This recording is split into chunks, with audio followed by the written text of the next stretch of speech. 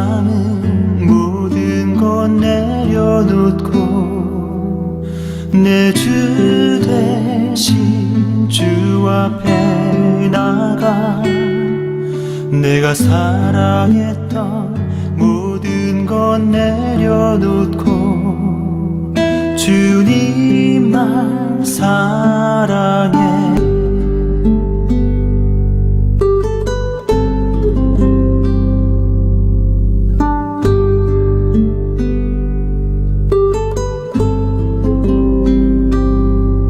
내가 주인 삼은 모든 것 내려놓고 내 주 되신 주 앞에 나가 내가 사랑했던 모든 것 내려놓고 주님만 사랑해. 주 사랑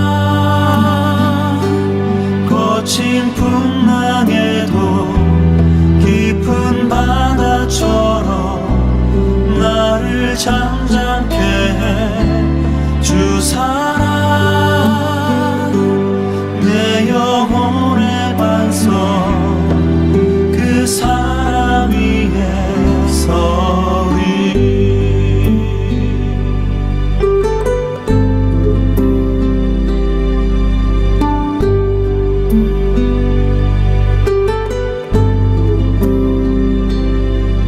내가 주인 삼은 모든 것 내려놓고 내 주 대신 주 앞에 나가 내가 사랑했던 모든 것 내려놓고 주님만 사랑해. 주 사랑 거친 풍랑에도 깊은 바다처럼 나를 잠잠케 해. 주 사랑 내 영혼의 반석 그 사랑 위에 서리. 주 사랑 거친 풍랑에도 깊은 바다처럼 나를 잠잠케 해. 주 사랑 내 영혼의 반석 그 사랑 위에 서리.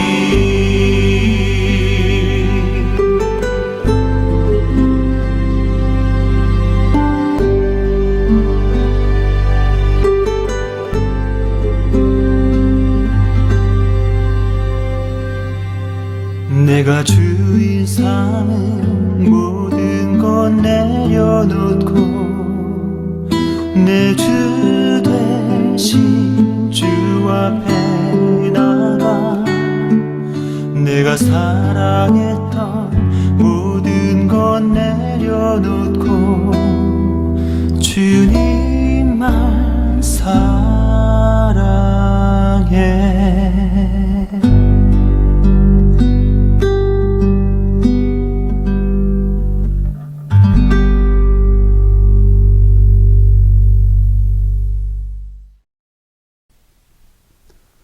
욥기 20장 12절부터 29절 말씀.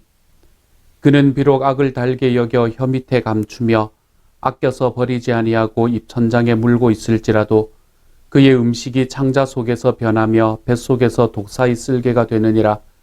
그가 재물을 삼켰을지라도 토할 것은 하나님이 그의 배에서 도로 나오게 하심이니 그는 독사의 독을 빨며 뱀의 혀에 죽을 것이라.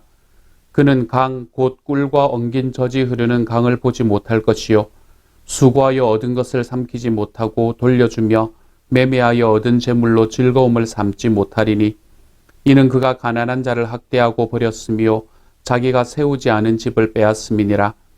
그는 마음의 평안을 알지 못하니 그가 기뻐하는 것을 하나도 보존하지 못하겠고 남기는 것이 없이 모두 먹으니 그런즉 그 행복이 오래가지 못할 것이라.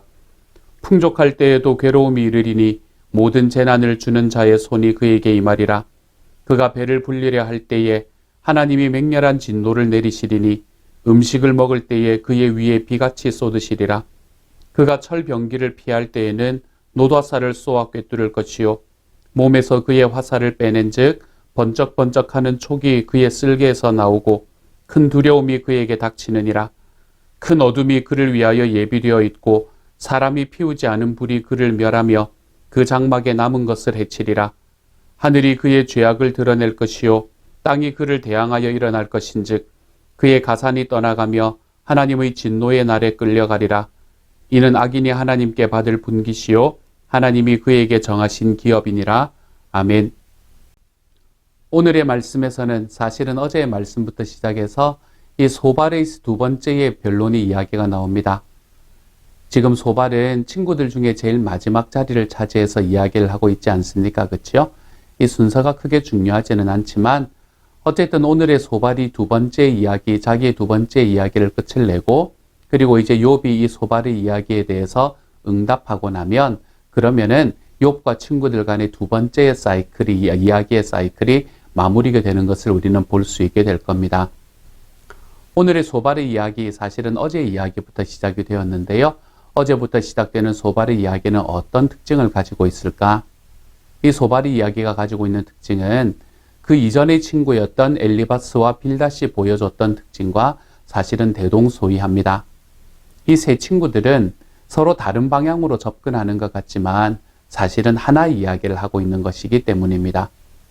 소발도 앞에서는 자기의 친구들과 마찬가지로 이 첫 번째 사이클에서는 욥에게 너가 삶의 어려움을 당하고 괴로움을 당하는 것은 내가 생각하기에는 이거는 괄호에 들어가 있는 거죠. 그렇죠? 표현하지 않았으니까 내가 생각하기에는 하나님께 너가 죄를 지었기 때문이다.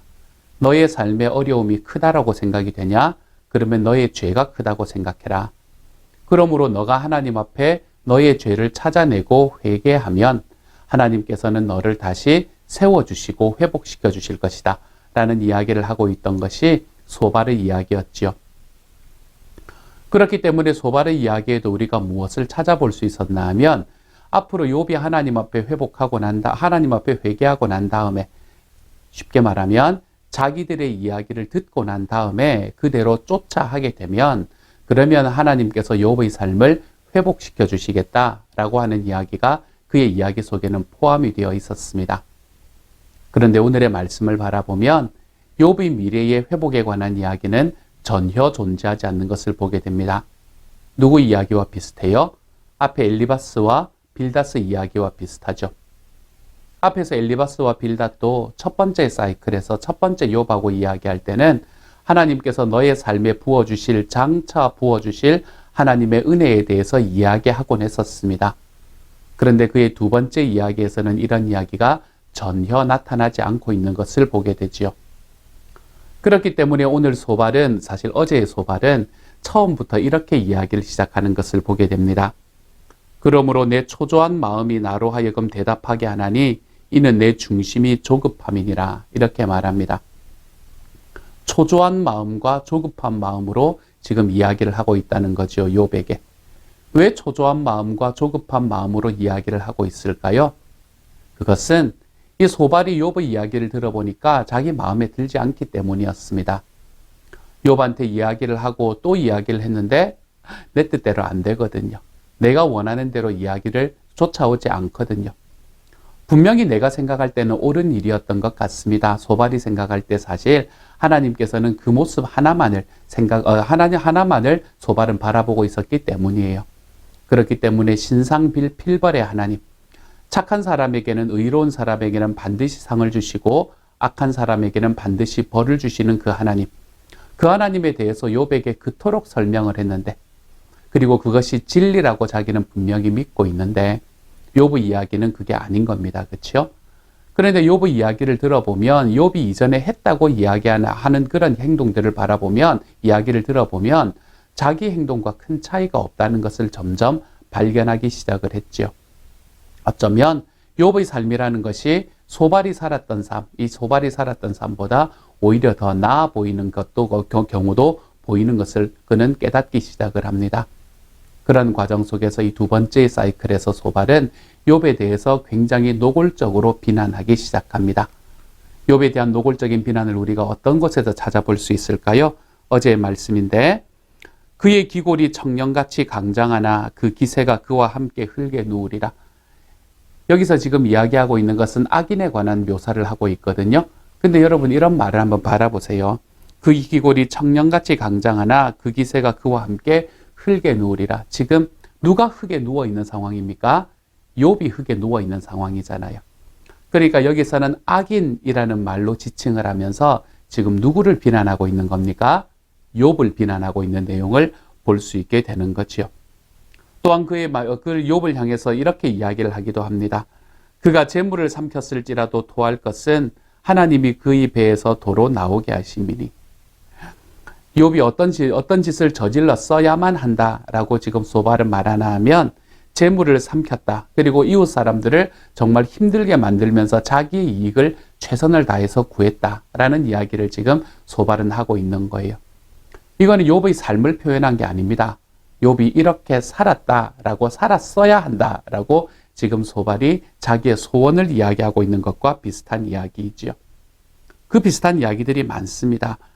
그가 가난한 자를 학대하고 버렸으며 자기가 세우지 않은 집을 빼앗음이니라. 욥은 이렇지 않았거든요.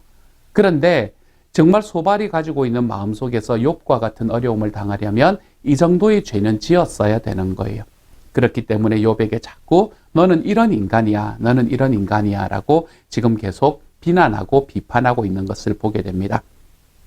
그러면서 29절에서 이는 악인이 하나님께 받을 분깃이요 하나님이 그에게 정하신 기업이니라. 그는 악인에 관해서 이야기하고 있는 것 같습니다. 하지만 이 악인에 관한 이야기는 모두가 욥을 향한 이야기라는 것을 우리는 그의 이야기 내내 들을 수 있게 돼요.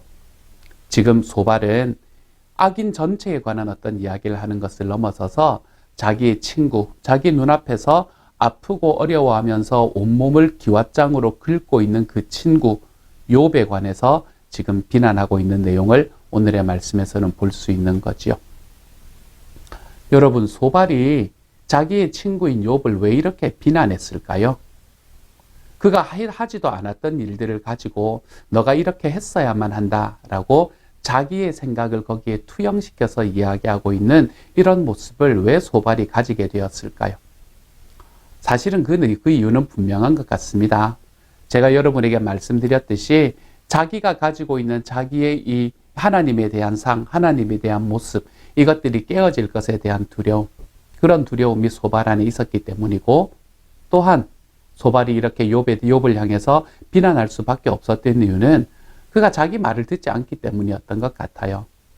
만약에 욥이 소발이나 친구들이 이야기하는 대로 그냥 따라와 줬으면 이 친구들은 욥을 얼마나 칭찬했을까요? 만약에 그렇게 따라왔는데도 욥의 삶이 변화되지 않은, 욥의 삶이 이렇게 그곳에서 좀 더 나아지지 않았다면 이들은 자기가 가지고 있는 또 다른 하나님의 모습을 가지고 그 욥을 길들이려고 노력하지 않았겠습니까? 저는 이 세 친구들의 이야기, 특별히 오늘 소발의 이야기도 마찬가지이고요. 세 친구의 이야기들이 이 욥을 길들이려는 모습이었다라고 저는 생각을 합니다. 욥이 가지고 있는 신앙, 욥이 가지고 있는 모습, 욥이 가지고 있는 하나님에 대한 그 고백, 이러한 것들을 내 마음에 맞게 길들이려는 시도. 세 친구들은 이렇게 욥을 계속해서 길들이려고 했습니다. 그런데 욥이 그것에 대해서 말을 듣지 않는 거예요. 말을 들어먹지를 않는 거예요. 그러니까 자존심이 상하기 시작했던 것 같아요. 그래서 욥에게 정말로 하나님께서 악인에게 내리시려는 벌이 지금 너에게로 오는 것으로 보아서 너는 정말로 악인이어야 한다라고 이야기하는 모습으로 지금 욥에게 다가오고 있는 것을 보게 되는 거죠. 사랑하는 여러분, 우리는 어떻습니까? 우리는 이 땅을 살아가면서 누군가를 내 뜻에 맞게 조종하려고 생각하며 살아가고 있지는 않습니까? 내 뜻에 맞게 조종하려고 생각을 하고 열심히 그 길을 걸어가고 있는데 그게 잘 안 될 때 그것이 내 마음속에 자존심을 건드리게 되고, 그렇게 자존심이 건드려졌기 때문에 나의 이야기를 듣지 않는 그 사람을 향해서 비난하고 비방을 하는 자리로 나아가지는 않습니까? 사실 욥이 살다가 완전히 의롭게 살 수도 있었겠습니까? 그렇죠? 그가 살아가다 보면 어쩌면 다른 사람을 좀 힘들게 만드는 길에 서 있을 수도 있었겠지요. 그렇지만 그런 것들을 침소봉대해서 너는 이런 인간이야 라고 이야기하면서 그 사람에게 내가 지금 그 사람이 나의 말을 듣지 않는다고 해서 내가 가지고 있는 그 길로 나 쫓아오지 않는다고 해서 그 사람을 향해서 내가 쉽게 판단하고 그 사람 삶 전부를 판단하며 나아가는 그런 우위를 범하고 있지는 않습니까? 사랑하는 여러분, 저는 저와 여러분이 하나님을 믿으면서 걸어가는 과정 속에서 우리의 삶에 버려내야 되는 첫 번째 것은 자존심이라고 생각합니다. 하나님께서는 우리의 자존심이 세워질 때 우리와 결단코 함께 계실 수가 없습니다. 나의 자존심은 내 뜻대로 다른 사람을 조종하려는 자리로 우리를 인도하게 되고, 그리고 그렇게 되지 않을 때 우리의 자존심이 다치게 되며, 그렇게 우리의 자존심이 다치게 될 때 우리는 그 사람의 일부의 모습을 가지고 그 사람 전부를 판단하고 비난해버리는 자리로 들어갈 수 있게 됩니다. 누구처럼요? 오늘 소발처럼요. 욥이 악인의 모습을 전혀 가지지 않고 살아갔겠습니까? 욥이 살아가다가 이웃을 전혀 힘들게 해서 만들지 않고 살아간 적은 그런 적이 한 번도 없었겠습니까? 비록 그렇지는 않았지만 욥의 삶을 전체를 놓고 보면 욥은 네 콤보 우리가 보았죠. 그렇죠? 하나님 앞에 의롭고 그리고 동방에서 의로운 자다라고 이야기하는 이야기를 들을 수 있을 만큼 욥의 삶은 하나님 앞에 힘써서 살아가는 모습으로 살아갔었는데, 그 사람이 내 마음대로 되지 않는다고 하는 나의 자존심이 건드려지는 그 과정 속에서 이 세 친구들은 그 욥의 삶 전부를 부정해버리고 있는 것을 보게 되는 거죠. 여러분, 우리는 혹시 그렇게 하고 있지는 않습니까? 우리는 내가 가지고 있는 나의 이야기, 내가 그 사람을 길들이려고 하는 시도가 잘 생각대로 되지 않는다고 하여서 내가 그 사람의 삶 전부를 비난하고 걸어가는 그런 자리에 서 있지는 않습니까? 저는 저와 여러분이 하나님께서 우리에게 주시는 이 풍성함 속으로 좀 걸어 들어가 볼 수 있는 하나님의 사람이 되었으면 좋겠습니다. 주님이 우리에게 주시는 풍성함, 하나님께서 우리에게 주시는 그 풍성함은 나와 너를 넘어서 우리가 될 수 있는 공간으로 하나님께서 우리를 인도해 가십니다. 우리의 가정에서 우리의 자녀들에게, 우리의 아내와 남편에게, 또한 우리가 살아가는 과정 속에 우리 목장 식구에게, 우리 교회 식구들에게 우리가 서로 자존심을 세우며 걸어가거나 그 사람을 내 마음에 맞게 길들이려고 하는 시도에서 벗어나 너의 하나님과 나의 하나님이 만나서 이 하나님의 모습이 우리의 삶 속에 더 넓어져 가볼 수 있는 길로 좀 걸어가 볼 수 있기를 소망합니다. 그래서 함부로 비난하고 비판하는 자리가 아니라 어제 제가 주일날 설교에서 말씀드렸던 것처럼 그 사람이 나의 형제고 자매다. 우리가 그것을 좀 기억하고 우리가 하나님 앞에 우리의 가슴으로 꽉 안아버릴 수 있는 하나님의 사람들로 좀 나아가서 우리가 진짜 하나님께서 그리스도인에게 가장 소중한 것이 바로 관계다 이야기하시는 이 관계의 문제에서 날마다 승리하며 살아가시는 저와 여러분이 되어갈 수 있기를 우리 주님의 이름으로 축복합니다. 함께 한번 기도하겠습니다. 사랑하는 하나님, 감사를 드립니다. 소발을 바라보면 내가 이렇게까지 이야기했는데 너가 왜 내 이야기를 듣지 않아? 주님, 그 마음이 읽힙니다. 왜 내 이야기 듣지 않고 왜 자꾸 네 뜻대로 하려고 그래? 주님, 그런 마음이 자꾸 읽힙니다. 그렇게 해서 자존심이 건드려지고 그렇게 하면서 자기의 신앙이 조금씩 흔들리는 것을 보면서 자기의 하나님의 모습이 흔들리는 것을 보면서 소발은 노골적으로 이 욥의 삶 전부를 비난하고 비판하고 있는 것을 보게 됩니다. 주님, 우리는 그러지 않게 하여 주십시오. 작은 곳에서 문제가 있고 내 작은 곳에서 내 마음에 들지 않는 것이 내 주변에 살아가는 사람들에게 왜 없겠습니까, 주님?